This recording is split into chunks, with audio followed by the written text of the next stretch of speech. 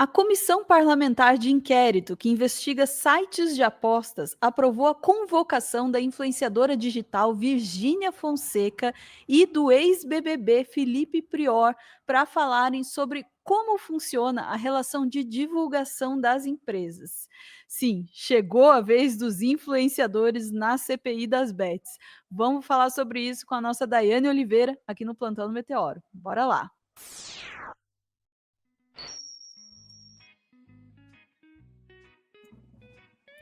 Daiane, o bicho vai pegar nessa CPI aí? Então, existe uma possibilidade. E aí, por que essa possibilidade? Porque ser convocado, ser convidado, quando você não é um acusado, não é uma pessoa ali que está envolvida diretamente, e sim está na posição de testemunha, faz com que você não necessariamente esteja obrigado a ir para aquele local. Essa é a questão que pega bastante sobre essa comissão que convocou não só a Virgínia Fonseca, o Felipe Prior. O Felipe Prior, a gente vai comentar até sobre o envolvimento dele, a forma, né, de atuação dele aí, porque o que é que a CPI das bets quer? A CPI das bets quer identificar como essa galera ganhava dinheiro, tinha porcentagem sobre aquelas pessoas que faziam cadastro, ganhavam ou quem sabe também perdiam dinheiro, ou seja, se por algum acaso os influenciadores eles sabiam, né, dessa forma que era feita todo esse esquema para fazer com que as pessoas depositassem ali o seu dinheiro. E aí, Ana, eu vou te pedir, por favor, para começar já trazendo a primeira matéria, né, que aponta a informação de que o Senado convocou esses influenciadores, por gentileza. Bora lá. Nós precisamos fazer uma reunião reservada para nós definirmos o que realmente, no decorrer do andamento dos nossos trabalhos, a gente precisa convidar, convocar ou pedir requerimento de informação, porque a relatora não é uma coisa simples analisar esses relatórios que nos chegam. Então, eu acho que nós podemos, inclusive, aproveitar o nosso recesso para pedir requerimento de informação para nos dar subsídio para as futuras reuniões que nós vamos ter, as sessões que nós vamos ter depois do recesso, para ganharmos tempo, inclusive, para nos dar, inclusive, subsídio para fazermos as inscrições dos eventuais convidados ou convocados. Mas isso, nós vamos fazer uma reunião, vamos deliberar e depois nós vamos analisar um a um, tá certo? Bom, então, que fique consignado em ata essa minha proposição e nos termos do artigo 235, inciso 3º, linha D, item 5, combinado com o artigo 89, inciso 1º do Regimento Interno do Senado Federal, proponho a votação em globo dos 34 requerimentos pautados. Aqueles que concordam permaneçam como se encontram. Aprovado tanto a proposição de voto em globo como os requerimentos, quanto a minha sugestão de analisarmos numa sessão cada requerimento apresentado a essa comissão. Ô, Dai, preciso dizer um negócio aí. Ver esse vídeo aí me deu uma saudade de CPI. Agora, deixa eu te falar uma coisa. Eu estou acompanhando um pouquinho da CPI da Beth e em nada nos lembra a CPI da Covid, em nada nos lembram outras CPIs. Não. Ela está numa... Seria bom, mas ela está numa outra linha, infelizmente. Mas tem o Omar Aziz que ele continua com pistola e faz a gente lembrar, né? Inclusive, tem uma fala muito boa do Aziz, que eu não estou aqui para a gente não estender muito tempo, mas o Aziz ele fala em responsabilizar influenciadores que divulgam esse tipo de jogos, porque as pessoas estão viciadas, as pessoas se entram nessa, né, de dinheiro ali, precisam do dinheiro e entram nessa de dinheiro, que não vou dizer que é fácil, mas é de uma forma, né, mais rápida, mais prática, vamos dizer assim. E as pessoas, né, caem nesse buraco e muitas vezes têm muita dificuldade para sair. Como eu falei, né, a gente tem aí 2 influenciadores que foram convidados, o que o vídeo mostra basicamente isso, que foi aprovada essa convocação, tanto da Virgínia Fonseca, também conhecida como a nora do cantor Leonardo, que sim entrou na lista suja do Ministério Público do Trabalho, por ter a Fazenda Talismã ali envolvida com um trabalho análogo à escravidão, ainda que ele informe que foi numa parte arrendada da fazenda, que ele não era o responsável pelas contratações, não sabia o que estava acontecendo nessa parte da fazenda, o nome dele está lá na lista. E ela é companheira do filho, né, do Leonardo, o cantor, esqueci o nome dele, tá, gente? Mas é Felipe, pronto. Eu já ia dizer, mas não interessa muito esse caso aqui, não, até porque a linha é outra. E a gente tem aí o Felipe Prior, que, vamos ser muito sinceros, a gente já falou, já fez um post sobre o Felipe Prior, acho que foi com você mesmo, né, Ana? O Felipe Prior é aquela figura, aquela pessoa que, assim, convenhamos que ele já foi condenado 2 vezes, não a condenação final, mas já foi condenado 2 vezes e recorreu por violência sexual. Então, a gente tem aí uma pessoa que já poderia, inclusive, estar presa, e que não está, certamente. Então, ele tem ótimos advogados, ele vai ter uma ótima defesa.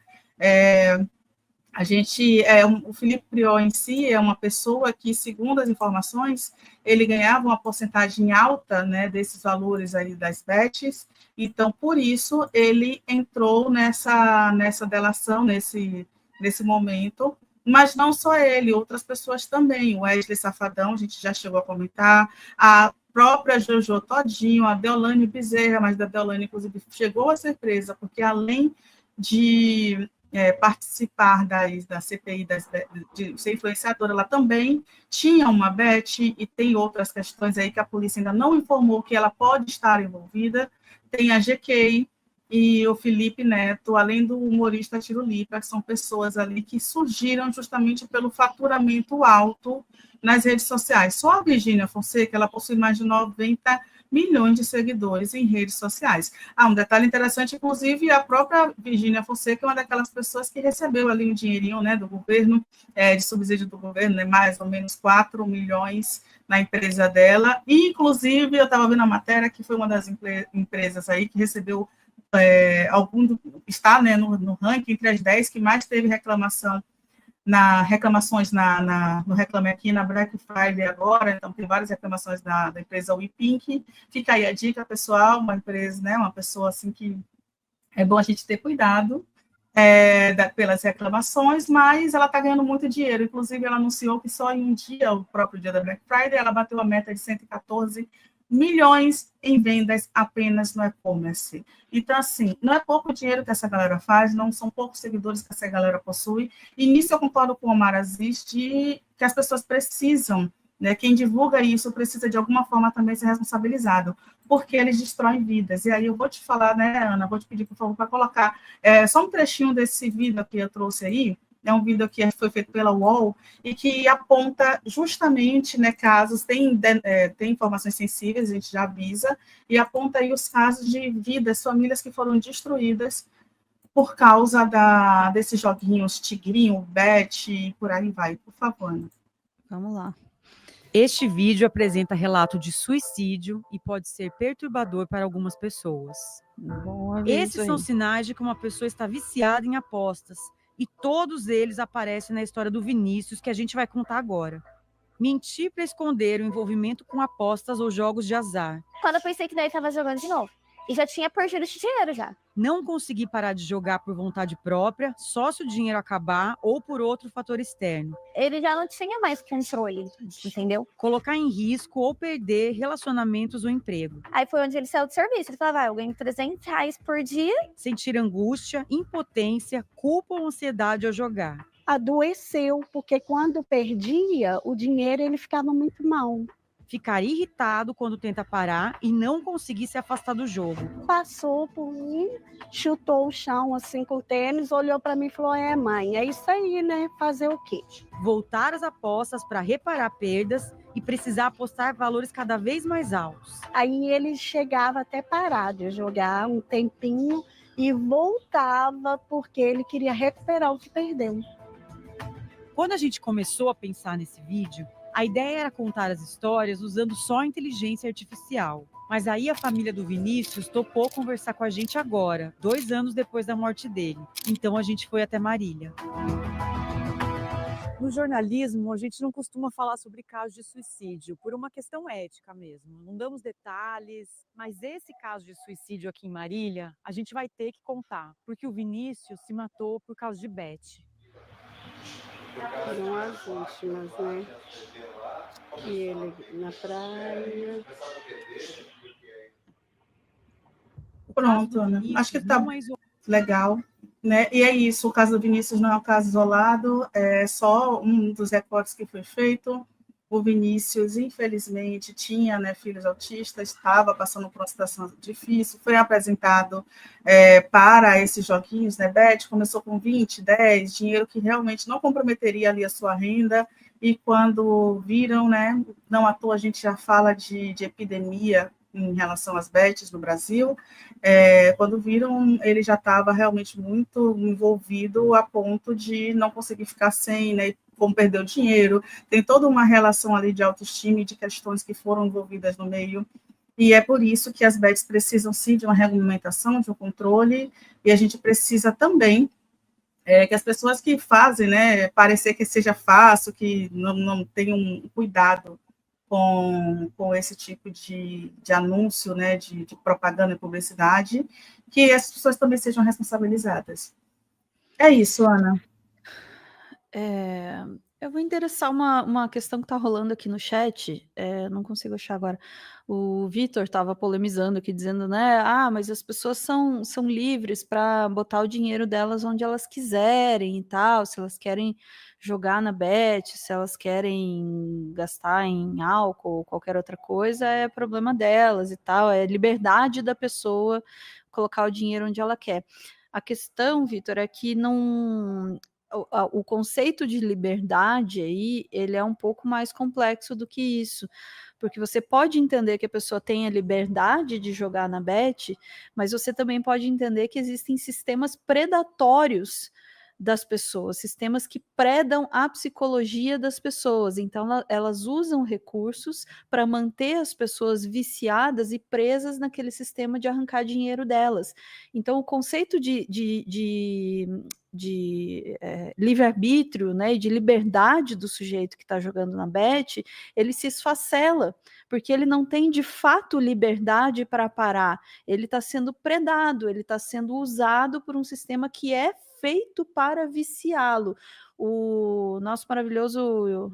E a terapia, hein, aqui no chat, lembra, né, de uma conversa que a gente teve sobre reforço intermitente de razão variável, né, que é um tipo de coisa que aparece muito em conversas sobre relacionamento tóxico, enfim, sobre relações abusivas, que você usar pequenas migalhas, assim, né, de satisfação para manter a pessoa numa relação, nesse caso, né, que ele está mencionando ali, que é ruim para ela. E é a mesma forma como, né, como aponta aqui o nossa terapia, a mesma forma como as bets mantêm os jogadores também, que é dar essas pequenas migalhas, né, de esperança, dar essas pequenas migalhas, assim, de alegria, de felicidade, de um resultado positivo, e manter o sujeito ali sem perceber que ele está sendo usado, que ele está sendo sugado, que ele está sendo aproveitado, né?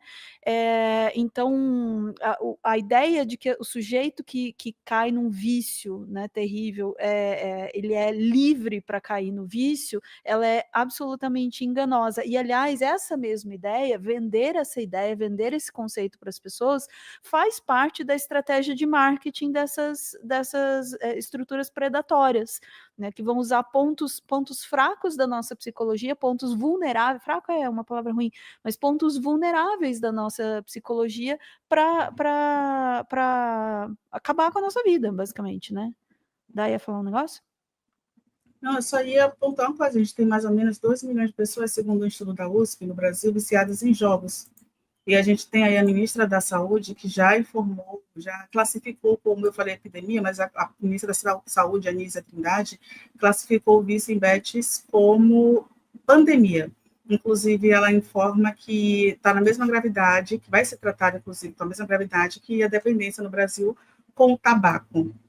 Então, a gente precisa realmente levar a sério, né? Não é apenas uma escolha de uma pessoa, a gente está falando de mecanismos muito mais graves e de questões muito mais sérias. Então, as pessoas que estão ali, né, falando sobre esses assuntos deveriam também serem responsáveis, né, no mínimo, né, também estarem responsáveis com o que elas divulgam para os seus seguidores.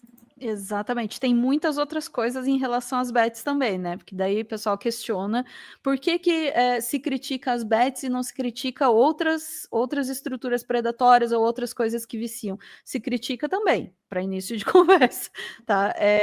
Elas também precisam ser regulamentadas e não podem predar os seus usuários, né? Predar as pessoas, sistemas de exploração, assim, né? Deslavados, como as bets estão fazendo, sem qualquer regulamentação. E aí tem várias outras coisas.